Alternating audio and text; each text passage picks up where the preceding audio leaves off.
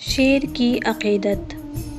ایک دن بابا تاج الدین ناگپوری رحمۃ اللہ علیہ واقعی شریف کے جنگل بھارت میں چند لوگوں کے ساتھ پہاڑ پر چڑھتے چلے گئے۔ نانا رحمۃ اللہ علیہ مسکرا کر کہنے لگے، میاں جس کو شیر کا ڈر ہو وہ چلا جائے، میں تو یہاں ذرا سی دیر آرام کروں گا۔ خیال ہے کہ شیر ضرور آئے گا، جتنی دیر قیام کرے اس کی مرضی، تم لوگ جاؤ، کھاؤ پیو اور مزے کرو۔ بعض لوگ ادھر ادھر چھپ گئے اور زیادہ چلے گئے۔ گرمی کا موسم تھا، درختوں کا سایہ اور ٹھنڈی ہوا خمار کا طوفان اٹھا رہی تھی۔ نانا اب دبیز گھاس پر لیٹ چکے تھے، آنکھیں بند تھیں، فضا میں بالکل سناٹا چھایا ہوا تھا۔ چند منٹ گزرے ہوں گے کہ جنگل بھیانک محسوس ہونے لگا۔ اس کے بعد بھی کچھ وقفہ ایسا گزر گیا جیسے شدید انتظار ہو۔ یہ انتظار کسی سادھو، کسی جوگی، کسی اوتار، کسی ولی یا کسی انسان کا نہیں تھا، بلکہ ایک درندے کا تھا جو کم از کم میرے ذہن میں قدم بہ قدم حرکت کر رہا تھا۔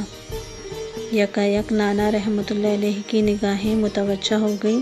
ان کے پیروں کی طرف ایک طویل القامت شیر ڈھلان سے اوپر چڑھ رہا تھا۔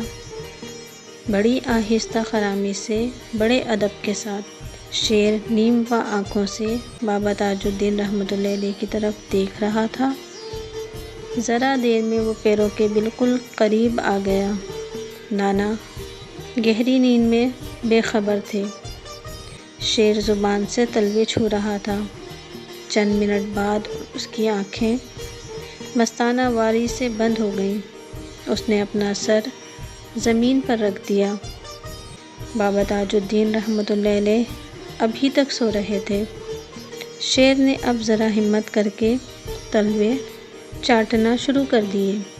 اس حرکت سے نانا کی آنکھ کھل گئی، اٹھ کر بیٹھ گئے۔